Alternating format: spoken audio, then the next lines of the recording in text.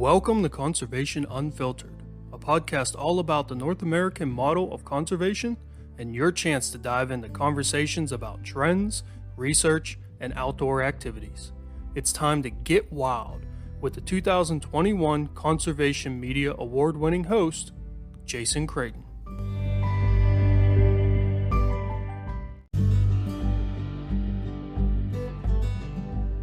We've been looking for what we like to call Magic Day, the justification for Magic Day, where, we've all been out there enough days in the woods in a given season where some days you don't see deer, some days they're coming out of the woodwork, literally. And it's like, where are all these deer and why am I seeing them today? What is it? What is Magic Day caused by? Welcome back to the Conservation Unfiltered podcast presented by Conserve the Wild. I'm your host, Jason Creighton, and this is episode number 152, What is Magic Day Caused By? In this episode, I'm talking with Steve Demarais of the Mississippi State University Deer Lab. Steve is the co-director of the MSU Deer Lab, Taylor Chair in Applied Big Game Research, a lifetime hunter, and spent the past 40 years in the research field, both in Texas and Mississippi State University as a deer biologist. During the conversation, he fills us in on the purpose of the MSU Deer Lab, why GPS tracking is such a valuable tool, and how a GPS study works. Topics also include what these studies have taught us, myths that have been debunked, how GPS tracking is changing how we think about the spread of CWD, and that elusive Magic Day. Of course, a large portion of the episode revolves around a famous buck number 140, who swam across the Mississippi River multiple times while wearing one of these GPS collars.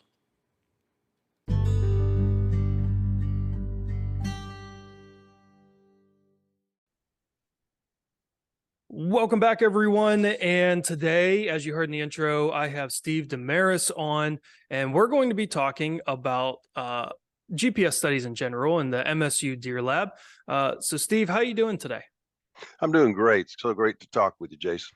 Yeah, I appreciate. Now, I say I'm doing great, but deer season's over down here. So now it's time to, the process everybody goes through, like, all right, what happened, what didn't happen, and what can we do next year? And so now's really actually a busy time for us to be helping people understand what they did or didn't do and help them figure out what they can do moving forward.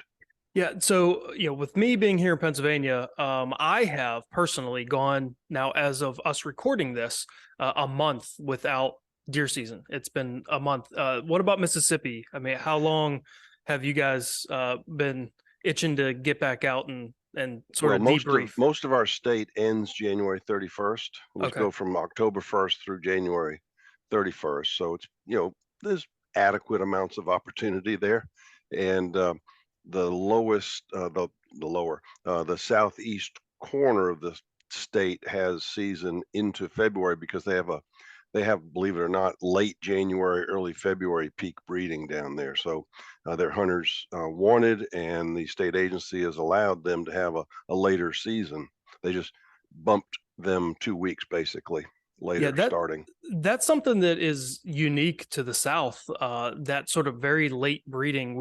When you think of most of the white-tailed deer's range, it's, within a couple weeks, late October through November, peak breeding being oftentimes sort of in that middle of November time. Whereas with the South, it's like some places are like February, right? Yeah. That's our southeast Mississippi, southwest Alabama is late January, early February, and we have pretty much the full range, Jason, within our state. Our northwest part of the state starts breeding late November, early December, and it kind of transitions through the state down to the southeast portion where it's late January, early February. So there's basically a 2-month swing there in terms of when peak breeding takes place. And then even within that, there's sprinkled little pockets of different breeding dates. And we did some studies a few years ago where we looked at the genetic characteristics, the and I don't want to get into the nitty gritty of the types of genetic analyses that we did, but we learned that there were populations, the paired populations we studied, that differed in breeding dates 25 miles away from each other compared to populations that didn't differ in breeding dates at those same distances. The main difference was the female genetic component, which is what we refer to as the mitochondrial DNA. It's only passed on female to their offspring. And so it's that female philopatry, or where females tend to stay clustered around their mom, and they just kind of move out away from that as time progresses. They don't move great distances. And so we see these little pockets of extremely different breeding dates stuck within these other areas of a different pattern of breeding. That's why, I mean, I'm hearing you say this, and with Mississippi having just that 2 month swing, like all I'm thinking is if I could find a place, different places throughout the entire state, like you could hunt the rut for 2 months straight. I mean, Yes, that yes, would almost be too much. yeah, I and you hate to just say about it, can. but We have a lot of public lands here, and there are people that kind of do kind of what you're saying, but uh, you know, I think a lot of people like to know where they're hunting and know it well, and so we tend to be creatures of regular habits, and we like to go back to the same kind of places. So it'd be tough hunting the whole state. Uh, and you mentioned, most places with whitetails where they have this more distinct breeding date. We have within a population here in Mississippi, even though we have this range of 2 months, there within a population, it's still just as distinct as Ohio. I've looked at breeding dates from Ohio. Uh, 45-day range in breeding dates in Ohio, with a peak, about a 2-week peak of 60% of the breeding within a 2-week period. Same in Mississippi. It's just in Mississippi and in the South generally, we don't have the Grim Reaper of winter dictating over many, literally decades and decades of time, that if you don't breed now and put your fawns out time 2, they're not going to survive the next winter. Well, you can't get away with 2-month variation if you're in the northern United States, but you can in the South. That doesn't mean there's not a best time for breeding and fawning in the South, but they can slip by because of the lack of the Grim Reaper. Oh, okay. So with that in mind, like you talked about some of the genetic research and things like that. So can you just give a primer for everyone that's listening that might not know anything about MSU Deer Lab? What's the purpose and what's the mission and goal of the MSU Deer Lab? Well, Mississippi State University started a major deer research effort in the late 1970s and has continued ever since then. There's been one or two dedicated, passionate deer nuts here for most of that time period, and so there's been a really intensive relationship with our state wildlife agency, and their primary game species, like most state agencies, is deer. And so they've had a lot of research questions, and so our deer research program has worked with state agencies and other states besides our own, helping them with their management questions. So we've been doing this since really the late 70s. We, the current, and the Deer Lab isn't a physical entity. We do have research pens, but most of our work is done in free ranging deer populations. We use our research pens when we have a need for a controlled study. We look at breeding effort and success of different aged bucks, and tied back to dominance, and do female deer prefer males with a certain size of antler versus another size of antler. You have to have breeding research pens to do those kind of studies. Most of our work is done out in free range, public lands, private lands, various states around the country. So the Deer Lab is a more of a brain trust, and it's a way of thinking And the brain trust currently is myself and Bronson Strickland. We're the deer nuts here, and we wake up in the morning thinking about deer and thinking about questions that we need to answer and how we can do that effectively with research. And the kind of the mantra, our mantra is do what matters to people that care about deer management, and deer management is the emphasis there, applied management. I rubberneck every time I see a deer on the highway because I love looking at them, but it's not just about aesthetics for me. I'm in the woods, wanting to help people manage their properties, and state agencies manage their populations. So that's what we do. That's what the Deer Lab is, uh, and we've been really blessed to be able to do what we do.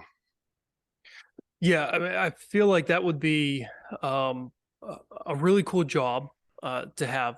Not saying that it wouldn't be stressful, or there's not things that you have to deal with, just like any other job that maybe isn't quite as fun as it sounds. But to be able to, like you said, wake up every day and think about deer and deer management and try to answer questions. There's a lot of us that wake up every day and we're thinking about deer. Maybe not necessarily to the point that you are in a research aspect, but there's a lot of people to do that, and I feel like a lot of people would probably feel like, yeah, that's a job I could probably get behind. Yeah. So So it's a lot of fun. yeah, I bet. One of the things that gets a lot of attention anytime there's research is GPS tracking, especially of white-tailed deer, because they're so, white-tailed deer are hunted by so many hunters out there, like such a large percentage. They're the most pursued game. They draw in the most money for state agencies and the hunting industry. What is it about GPS tracking that is so valuable to a place like MSU Deer Lab? Well, it's of value to us because we get a lot of opportunity to research deer movements. But the critical issue, Jason, is that movement ecology, understanding how and when and why deer move, relates back to basic management concepts. And at a large scale, if you're managing a deer population, you have to know what are the boundaries of that population. And state agencies deal with boundaries of populations from a regulatory standpoint. And so, some number of years ago, we looked at antler restrictions and how they might affect uh, antler development of surviving males. And I know Pennsylvania's had a lot of work in that area. And we learned, and I believe it's different than in Pennsylvania, but we learned here that antler restrictions that had been implemented by our state agency affected the antler size of the remaining animals. And so they took our information and modified how they protect young deer from harvest. They changed their antler restrictions. And so they did that at three different levels uh, to cover the entire state of Mississippi. So they were dealing with large scale populations. And so understanding movements allow us to understand how big a population needs to be. And then regulatory agencies usually go to super populations that incorporate a lot of regional variation features and hunters and access. And really, it's really complex. And we certainly don't want to go down that road. But back to your question about why are movements important is what is a local population? Your management unit is the population of deer, the group of deer that you're applying your tools to. And with average, the average buck, the forever has said the average home range of a buck is about 1,000 acres on an annual basis, and a doe less than that.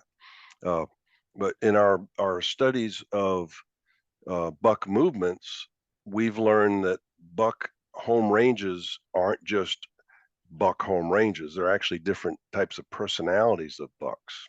And we've learned that about a third, well, let's start with the more general, the 2/3 of the buck population are sedentary, what we call sedentary bucks, and they have a home range on average of about 900 acres per year.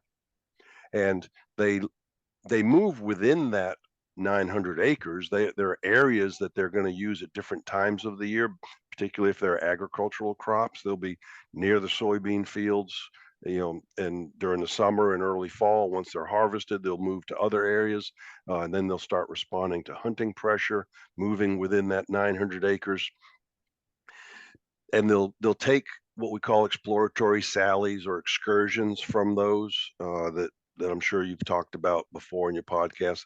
They leave and they go check someplace out, uh, 2, 3, 7 or 8, maybe 10 or 12 miles away, come back within a week and stay in their home range. And they'll make 2 or 3 of these excursions a year, but they're relatively sedentary. They live in one place. Now, up in the far northern United States and Canada, you're used to uh, deer having subpopulations of their whitetails that are migratory. They go into their deer yards, and they might migrate 20 miles to a deer yard, spend the winter, and then come back to their summer range. So that migratory movement, 2 different places. And in the South, they don't, we already talked, we don't have that grim reaper. So they don't have to go and find a place that's insulated, a heavy conifer patch to get under so they can stay warm and conserve energy. So down here, though, about a third of our adult bucks are migratory in that they live in 2 different places. And we call these our mobile bucks. And so these 1/3 of our bucks, instead of a 900 acre average home range, they have a 12,000 acre average home range. And so basically those 2 home ranges are separated by, on average, about 2 to 3 miles between the 2 home ranges. And so each one is a pretty significant home range. And then they have these travel lanes between the 2. Now, we have some kind of poster children from our of our bucks that were in this mobile class. We had one that we thought was our poster child. He moved 13 miles between his 2 home ranges. We interesting story. We caught him in August. The very next day, he left and moved 13 miles away, and we thought, oh, he he got mad. He got upset because we captured and collared him. Well, it turns out he lived 13 miles away for about 5, 6 months. The following February, he came back right to the home range right to the area where we caught him. And he lived until the following August. And guess what? The following August, he moved to the other place 13 miles away. So he didn't run away from us. He had this pattern of living in 2 places. And he just was about ready to leave, and we just got lucky and caught him right before he left for this 13-mile away home range. And people say, well, was he looking for something better? No, because the properties in the area where he moved to were just as effectively managed for deer as the ones where he left. So that wasn't what was driving him. He wasn't going to find something. And then, so he was our poster child for a while for this extreme behavior. And then we did some additional studies collaring bucks and does in what we call the South Delta, which is the Mississippi Alluvial Valley, which is a floodplain area that floods associated with the Mississippi River. And again, funded by our state agency because they had questions about, I don't want to go into the deep questions let's keep it superficially. So we collared some bucks, and one of the bucks was fairly small home range for some number of months after we collared him. We thought, well, he's going to be a sedentary type buck. Well, March, we collared him, I think in November or December. The following March, he starts moving closer to the Mississippi River, hangs around the river area for about a week, and then swims the Mississippi River, which right down near Vicksburg where he was, that's about a mile across. And it's a pretty darn fast moving body of water there. He swims across the river and goes into Louisiana.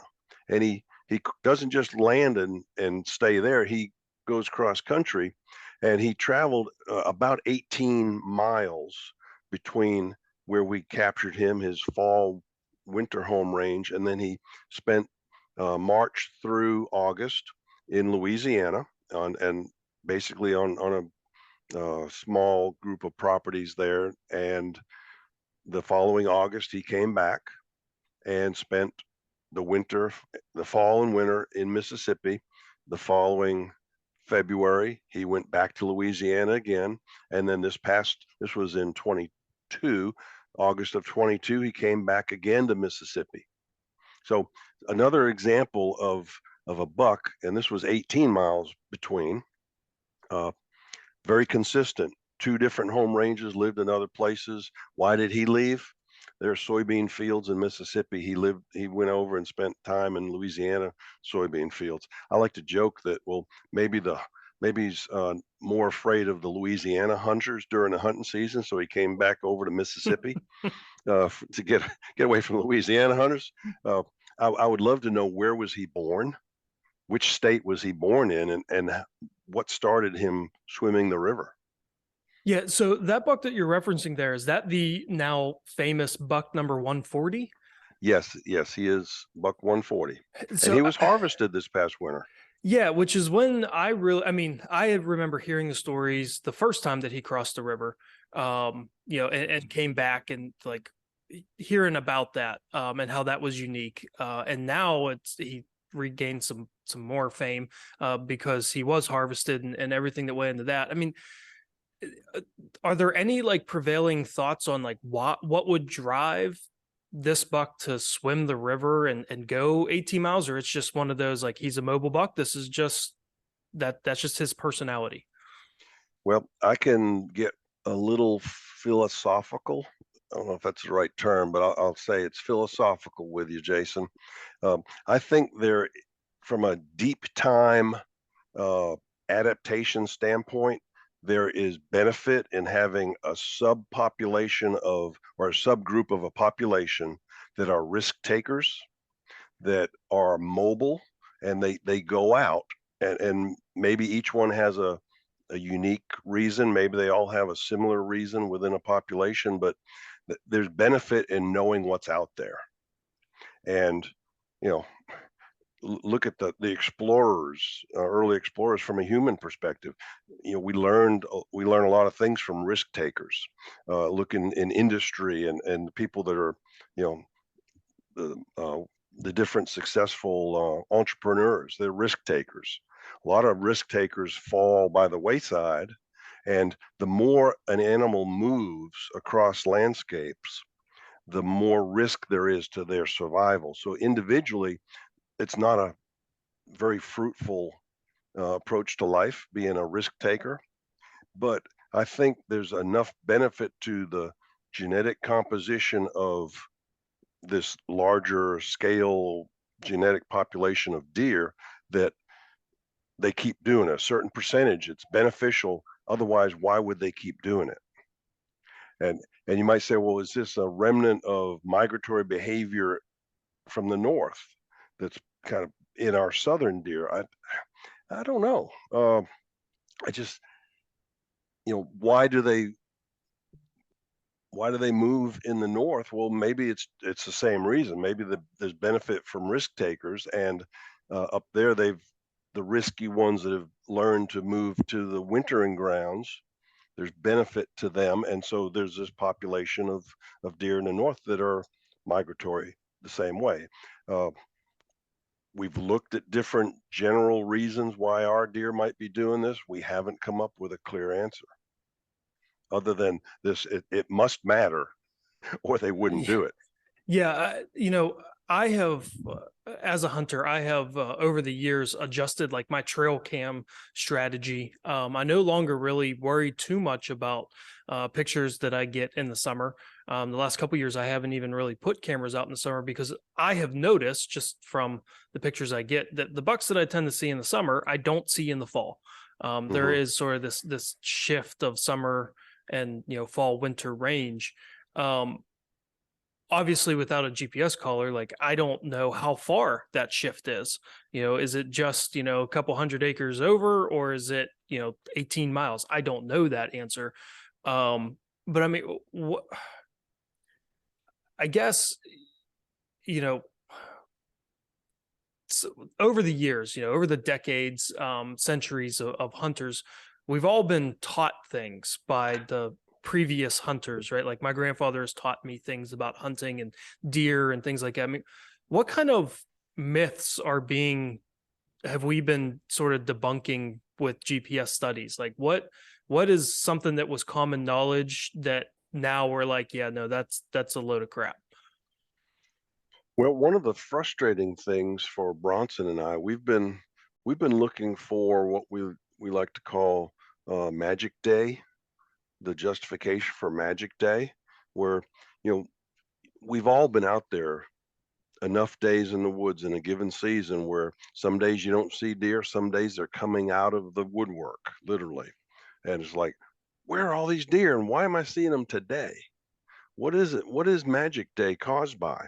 And us and others that have done these GPS studies where you have a lot of intensively collected data and highly accurate data on uh, movement rates of deer. We've looked at all the different weather variables, moon phase, a lot of stuff that, I still believe that deer behave differently around a full moon than they do when there's less than a full moon. But when we look at the movement data, I can't prove it. So I'm as bad as anybody that spends time in the deer woods looking for deer. We come up with these perceptions on our own, and maybe we talk to some other hunters that have seen similar things, and so we just in the process we decide, well, that must be the way it is. Um, can't prove it by the movements, the actual movement data. They move more. They're crepuscular. They move more late afternoon, early evening. They move throughout the night, and then there's another little bit bump in movement during the late night and early morning, and the crepuscular times they're mostly moving between daytime bedding sites and feeding areas, and then they'll move in and around feeding areas with periods of greater movement and then some smaller periods of bedding throughout the night too. Uh, but other than that pattern, Jason, we don't see any really good Magic Day instigation criterion. We wish we could find it. So, I mean, like these sort of thoughts of, as you put it, like a magic day. And sometimes, I mean, I feel like a lot of us, we might see, 2 or 3 magic days every year. And we start to draw conclusions based on wind direction or temperature swings. Hmm. The idea of hunting before a front or after a cold front, Yep. and seeing a lot of movement. Can we just sort of boil that down to confirmation bias? Like we tend to hunt in weather conditions that we as humans don't mind being in, and then when Yeah. we see deer we think, oh well, they move then, so I'm going to keep hunting those better weather condition days. I think you've hit the nail on the head, as they say. Uh, there are some minor indicators associated with frontal activity, but it's not something that's just going to get. It's not Magic Day.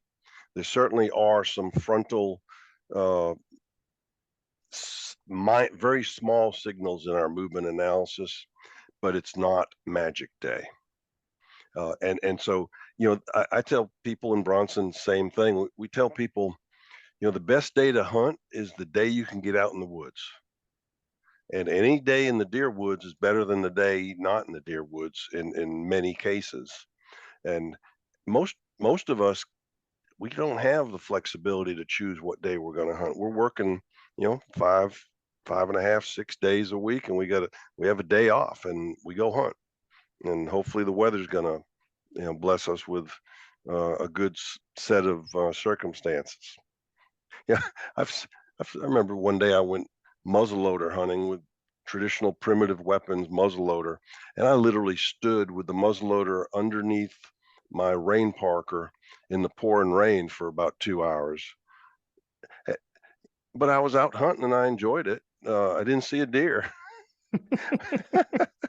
Uh, I, I I didn't have see to. a deer, but This happened a couple years ago. I'm going to throw my dad under the bus a little bit, but my dad and my uncle and I, we went pheasant hunting in the morning, and it was supposed to rain like all afternoon, and it was like, man, it's a Saturday. This is in Pennsylvania. We're not allowed to hunt on most Sundays, so it's like this is the only day of the week if you work during 5 days a week that you're going to get to hunt. And it's like, I don't know that I really want to go out in archery season, sit in the rain. Am I even going to see deer? And my dad, he kept saying, you're going to see deer. You're going to see deer.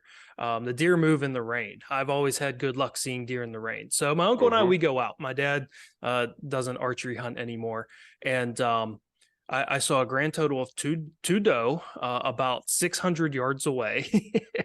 And that was it, the whole time. And I came back in and I realized then that the reason why he wanted us to go out was so he could take a nap undisturbed at camp. So that's sort of the running joke these days whenever we have bad weather is who's going to get to stay back at camp to take a nap instead of going out there. Um, you mentioned the best day to go hunting is the day that you have, right? The day that you have time to go hunting, which I agree with wholeheartedly. But some of the things that I've read about some of the GPS research out there is that hunting pressure has a negative impact on movement of deer. Oh, absolutely. So is there like, while yes, any day you can hunt is a good day to hunt, but like, can you overdo it? Absolutely. Uh, our first major buck movement study with GPS collars happened in response to our state wildlife agency getting complaints from hunters every year after the season. Well, we didn't see the deer that we should have seen that we've been seeing on cameras. We didn't see them during hunting season.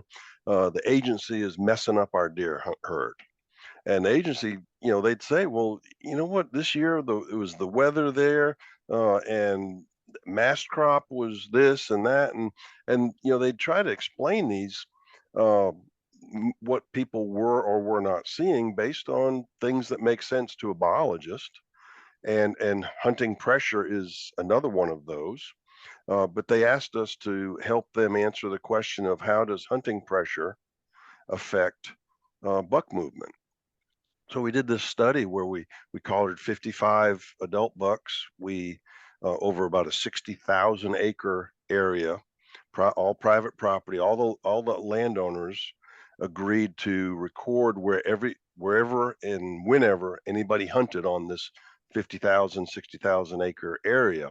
So we knew when hunters were hunting and where, and we knew where the deer were, all during the hunting season for 2 different years.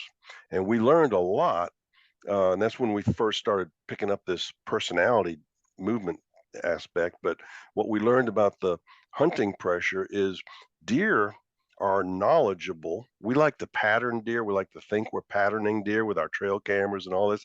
They're much more effective at patterning us than we are of them. We have our little camera, and we have maybe one every 30 acres or 40 acres, and we're really, we think we're doing a really great job. They know so much more about us than we know about them. And they, uh, well, I mean, we looked at it a lot of different ways, but one of the ways we looked at was selection, habitat selection, where you look at all the available habitats on, again, 50 to 60,000 acres, and which habitat types were the deer selecting during the hunting season, and as by time of day as well, and where were the hunters selecting to hunt. And it was almost the opposite. Where the hunters were selecting is not where the adult bucks were during the daytime. They would, because I don't want to say, well, I'm going to say it. I mean, a lot of our current day hunters, we're kind of lazy. We like to go to our food plots here in the South. Everybody plants food plots, and you have your hunting houses on the food plot, and you go sit in the house that's been there for, maybe you change out the house. You get a new house every 5 or 10 years as they rot away, or you buy a new one.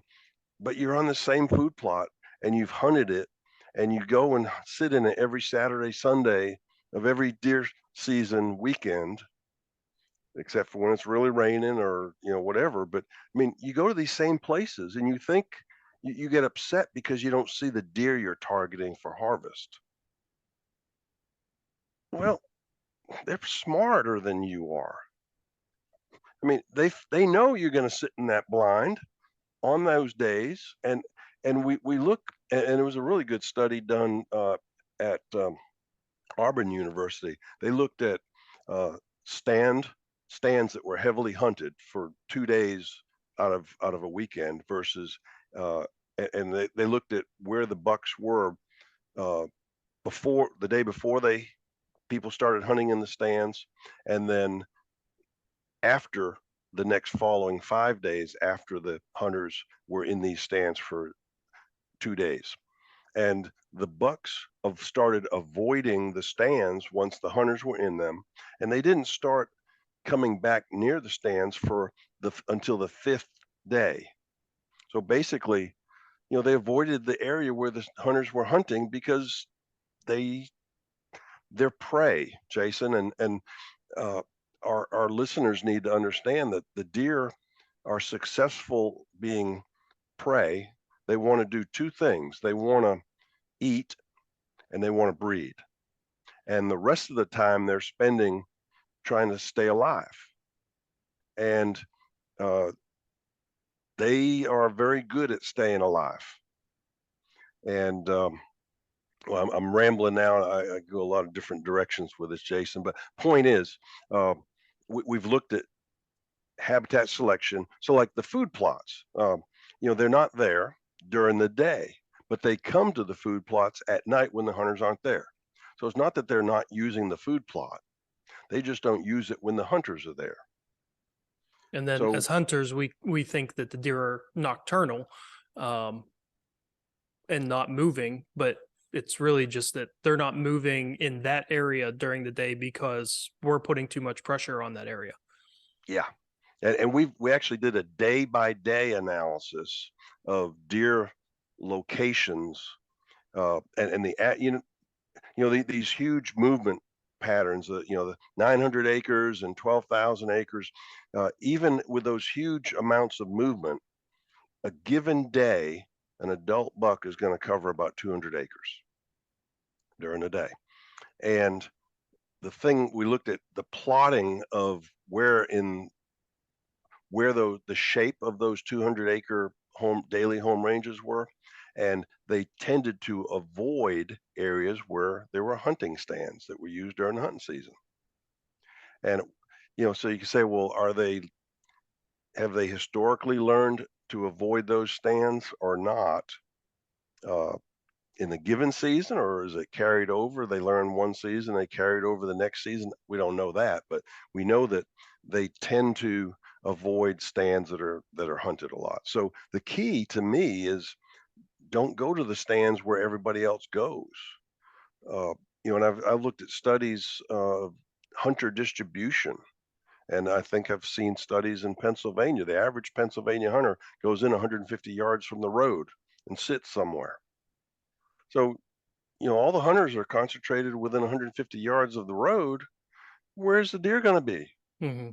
Not within 150 yards of the road. And not only are they within 150 yards of the road, but they're also in somewhere that habitat that they can see, right? Because Yeah. if you can't see the deer, you can't shoot it. So you want to be able to see.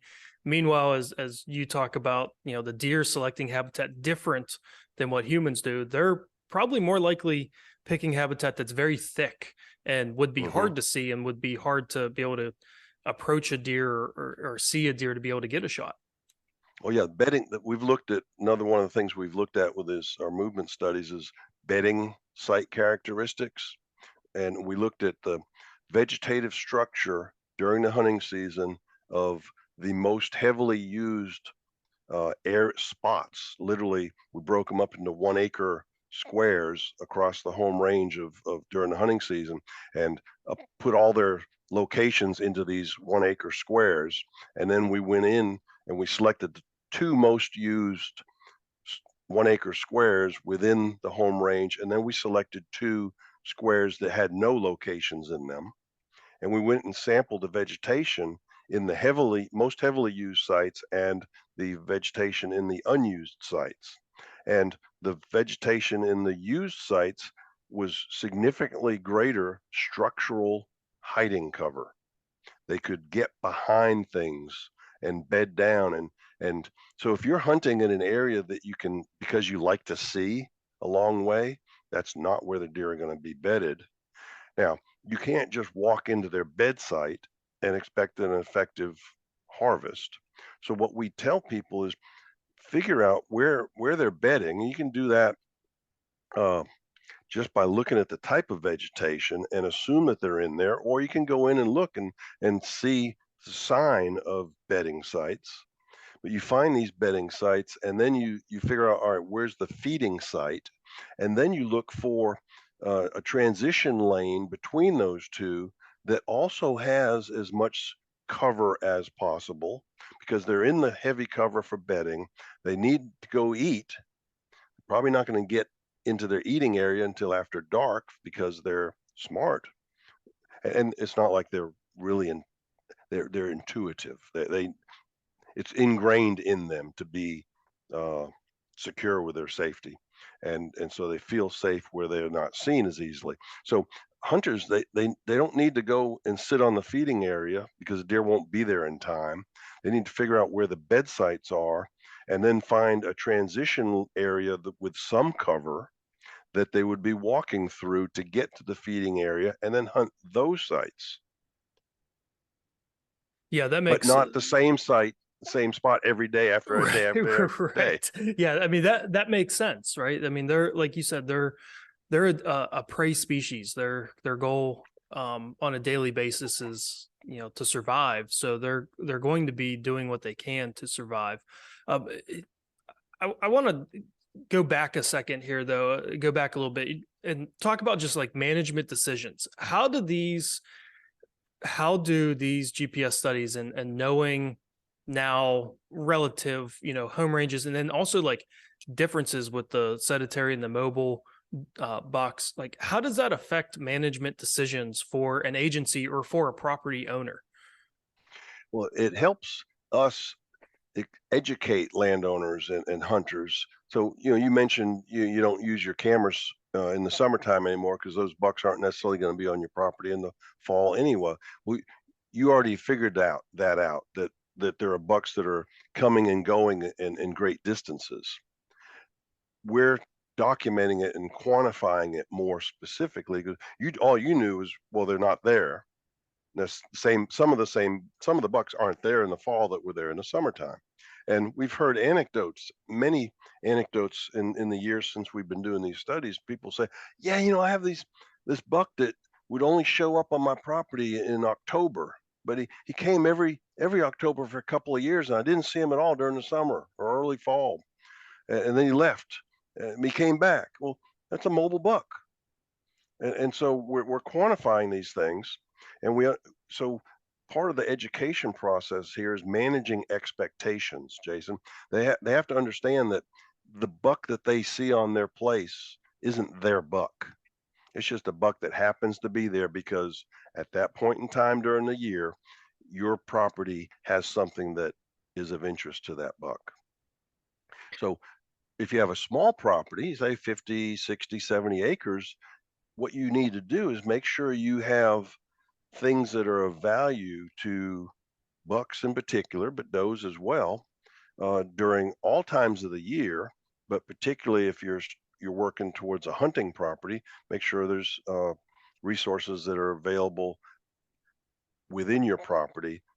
Cover and food are the two main resources. It, when you're talking about that small property and managing for, you know, year round, there's, you know, because my family property, we have 70 acres. Obviously we're not like holding bucks just on our property. We know that. There's been some times that I've heard people say like it's bad to manage for the does, meaning, and what they're meaning by that is you don't want to provide summer forage because that's not going to help you whenever it comes time for hunting season. Is there any truth to that? As far as like buck harvest, or like, can you manage wrong, or is it okay to provide, as you said, like for the entire season? As long as you have fall, it's okay to also provide for the summer. I think we need to be small landowners need to work with their surrounding neighbors as much as possible and think collectively and realize that, you may have just a small property, but that the deer's uh, needs are being met by not just your property, but a collective of similar properties. And if you just do what you want to do for your time of the year, and what if everybody else is only doing that too? So what's going to happen with the deer population when it comes to their summer nutritional needs? Summer is a critical season for late gestation and lactation demand. The proper nutritional intake of the newborns is setting the future trajectory for the condition of that deer. So if he or she is not getting, and their mom's not getting the food that she needs during the summertime, you're cursing the future development of those fawns. So if everybody's just thinking what I want in between October and December, then who's helping our deer population? Because that's the we can't manage a deer population on 50 to 100 acres. You have to think bigger and think, you know, like, I'm saying two different things here. I'm saying manage for what they need in the fall during the hunting season, but you also want to consider their summer needs as well, uh, because you should. If Yeah. you're a conservationist, your podcast, Conservation Yep. Unfiltered, we need to think about wise management. That's what conservation is all about in my mind. And if we're really conservationists, we're thinking about what deer need collectively, not just during the hunting season on my property. Yeah, Well, and I'm rambling, getting no, that philosophical on you no, there, that but that makes sense. And I when I get in these conversations with people about like what time of year you should manage your forage for, I argue that what we have done on our property has been more in the line of conservation, year-round need, better for not just deer, but turkeys and songbirds, and we're trying to approach this in more of a conservation aspect than purely hunting. But what we have found, what I have noticed, is that when we have provided more consistent spring and summer forage, it seems to me, this is anecdotal, but it seems to me that the does tend to hang out on the property more often, which then in turn causes a tremendous amount of movement during the rut. Because we have the does on, coming to our property out of uh-huh, habit. They're in heat, and the bucks are chasing after them. And I think that's great because I'm a very avid archery hunter and I love the rut. And if it's making that time when I want to hunt better, even better, right? And not to mention that, as you mentioned, providing that spring and summer forage is going to help with just the overall population health of the herd. Yeah, and there's a lot of debate questions about doe management and the idea of when do you harvest your does, and in the South here, we emphasize population control and the need to harvest does as well as bucks as part of population control, because we have major issues with habitat quality tied to too many deer or inadequate habitat management. And the way you fix that is you can work with the habitat improvements that we and others recommend.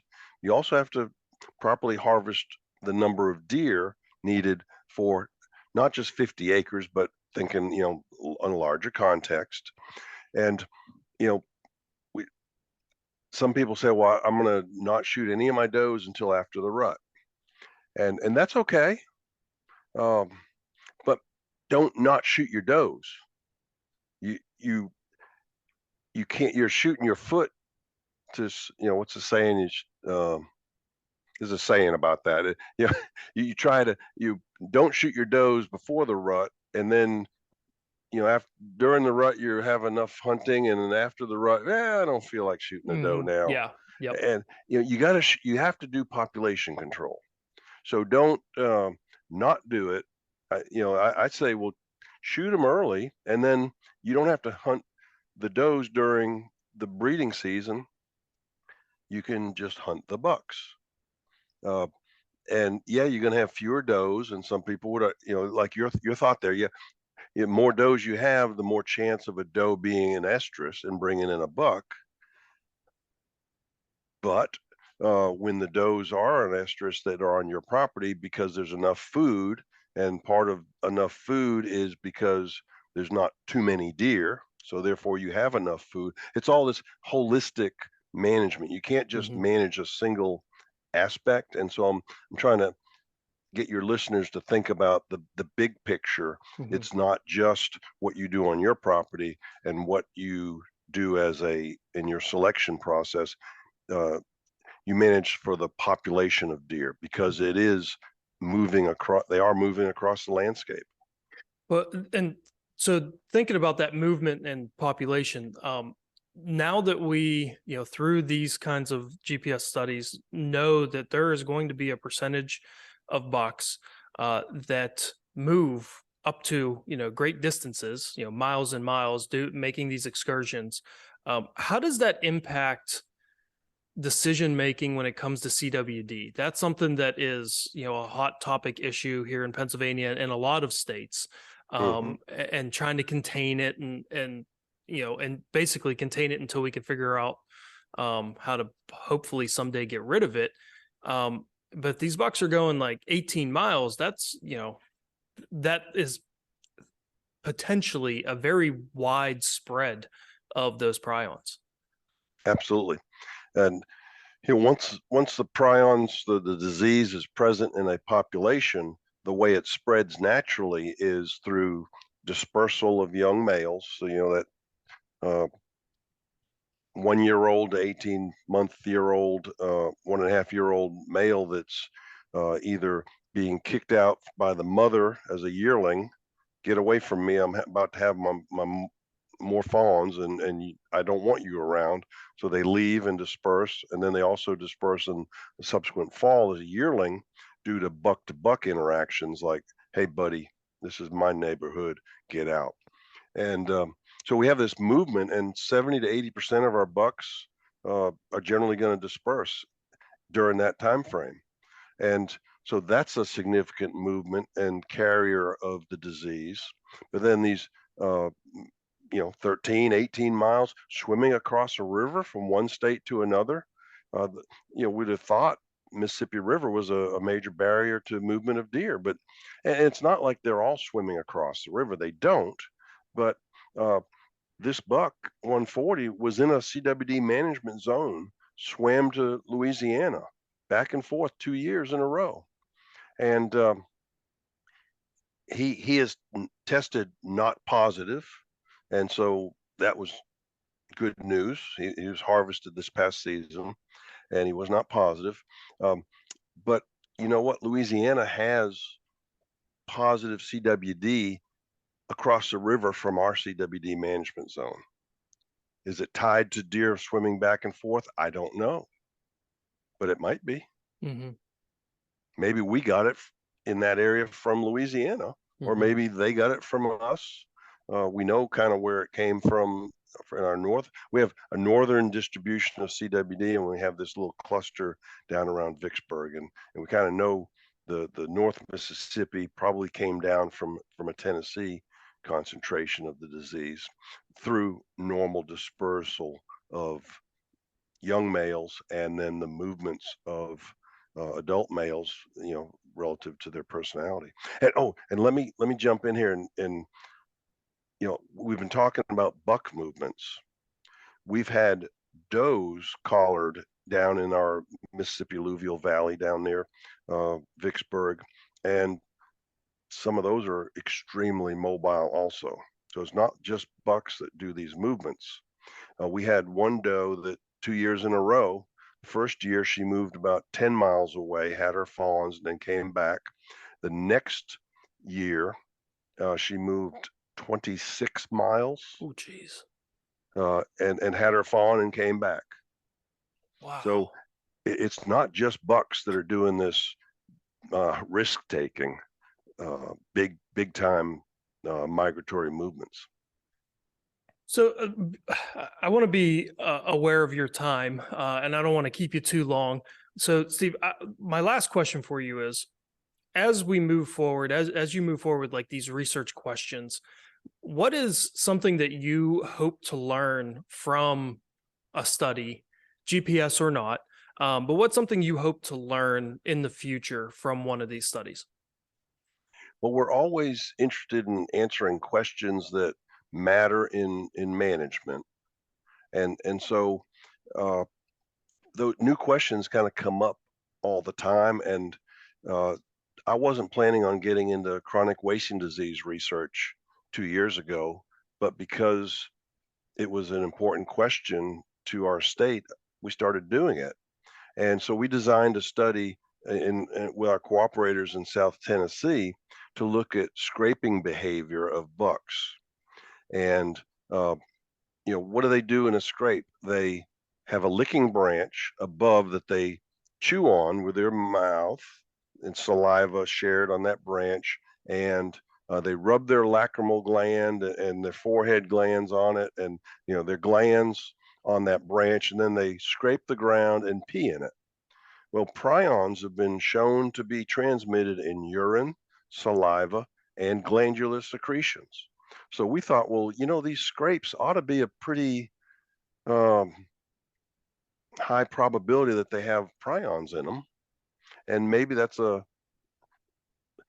is it a place for one buck to get the disease that doesn't have it? I don't know. We're not saying that, but we wanted to see our scrapes a source of prions.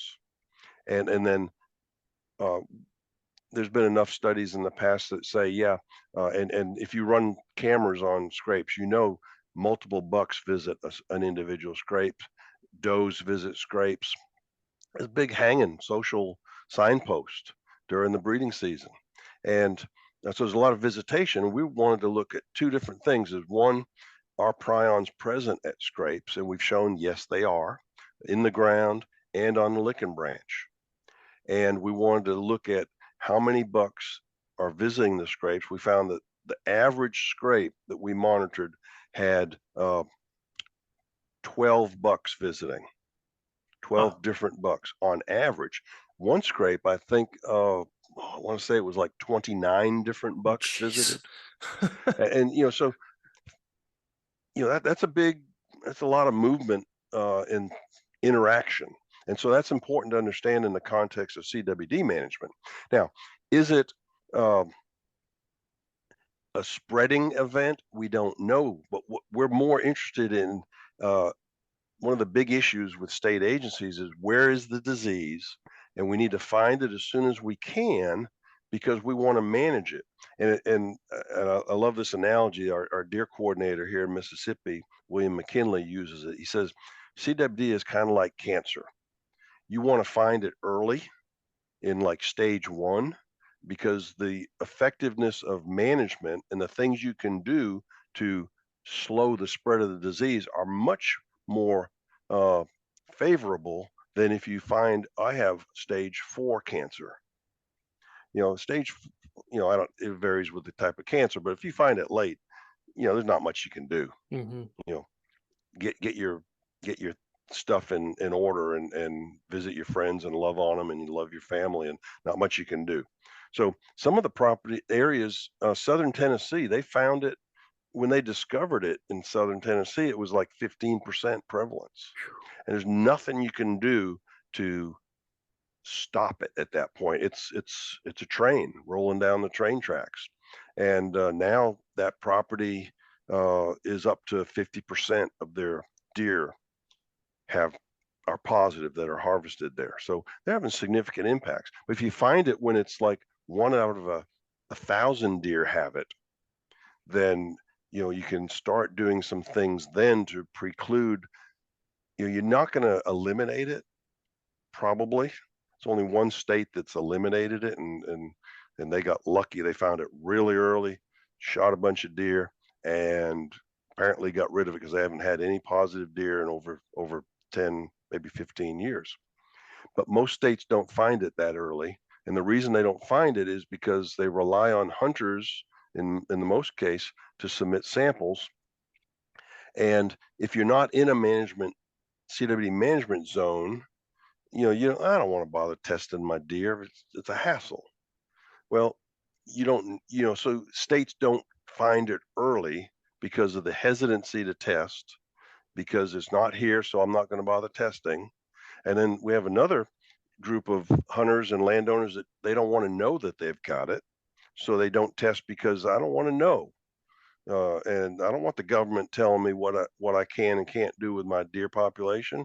I want to be able to feed on my place, and those agencies they tell you can't feed once you get the disease in the area. So I'm not going to test for that reason. So you got all these biases against testing, and I'm rambling. I'm sorry, Jason. You were trying to wrap this up, but it's deer, and I just love to talk about them. So what we've identified is these scrapes might be an early warning sentinel site that you can go and test and maybe find it before you would normally have found it in the population. It's there, the prions are there, then deer have it because the deer put it there. So if we can find it and have it as an early warning, kind of a canary in a coal mine, the old idea that miners carried a canary down to the mine, and so that the canary would die before they got sick, and they go, oh, the canary's dead, I better get the heck out of the mine. Something's wrong. And so if we can find it early and then start implementing what we currently know about the disease and how to manage it, maybe we're going to help. So this is a rambling answer to you. What's the next thing you're going to find out? I don't know, Jason, because 2 years ago, I didn't know I was going to start working with CWD. And so the next big thing is the next big thing that's needed to be found. And we have things we're working on here at the MSU Deer Lab that are big questions that we've been wondering about, and we're working on those. But no, there's not a single thing that everything. I can answer that with. It's everything, right? Like every possibility out there. Yeah, and some people say, "Oh, well, deer have been super managed. That there's no need to do any more research. We know everything we need." No, we don't. Seeing as I am not successful in harvest every single year, there's still more I need to learn. That's right. And as we're wrapping up here, Jason, if I could put in a plug, a lot of the things I've been talking about here, we have short videos on our MSU Deer Lab YouTube channel. And if I can put a plug in too for our Deer University podcast, that we're in the podcast business like you, and we invite your listeners to also listen to Deer University, but check out our YouTube channel and look at the videos that show literally this movement of our bucks that are these related to these personalities. And we talk about small property management. We've got a video on there called bow range burning, and how to just create a little burn area around your deer stand for archery hunters, and you just create this little late summer, early fall burn plot that's going to respond with a flush of green vegetation and attract deer in. And you want to find deer during bow season before the rut, give them something to eat. We have a podcast on there about stump sprouts, we call them mineral stumps, and harvesting trees and letting the sprouts. I'm not going to ramble, but we've got videos on there talking about small property management tools that you can use. Well, Steve, that's great. This was great information. I'm going to encourage everyone to check out the YouTube channel and podcast. I'll have links to that in the episode details. I already frequent both of those, and they are definitely high quality content. So thank you for pointing that out, and thank you for joining me today talking about this. I learned a lot, and I hope that everyone else did as well. Great being with you, Jason. I enjoyed it a lot.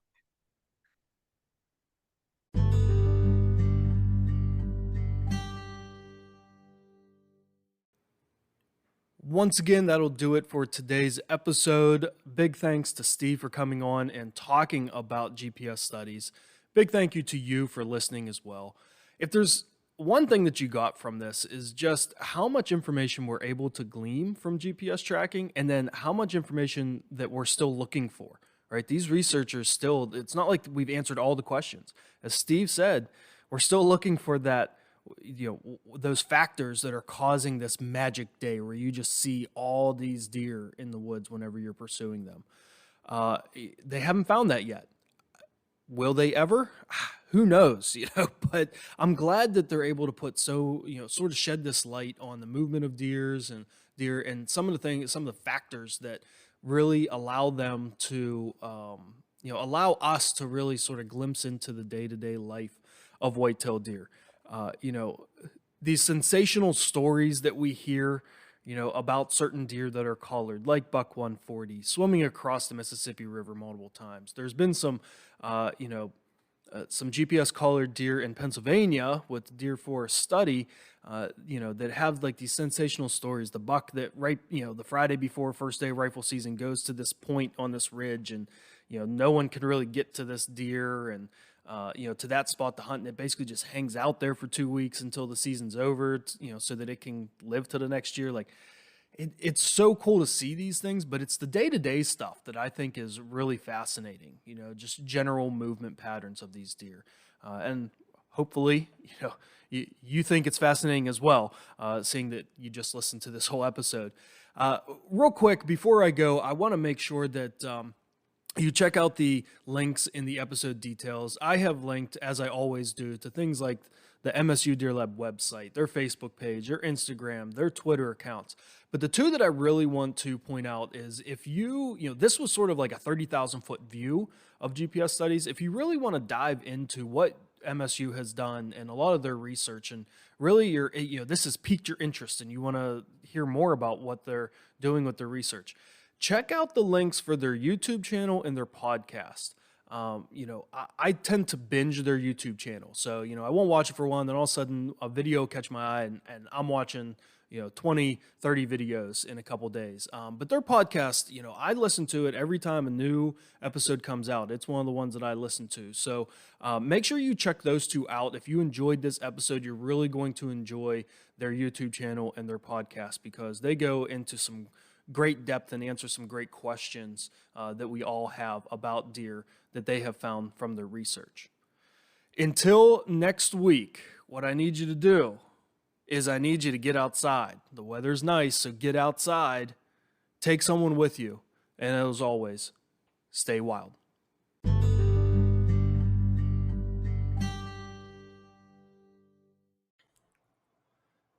Want to make a podcast? Spotify's got a platform that lets you make one super easily, then distribute it everywhere and even earn money, all in one place for free. It's called Spotify for Podcasters. And here's how it works. It lets you record and edit podcasts right from your phone or computer, so no matter what your setup is like, you can start creating today. Then you can distribute your podcast to Spotify and everywhere else podcasts are heard. Video podcasts are also available on Spotify. You can even take conversations with your fans to the next level with Q&A and polls.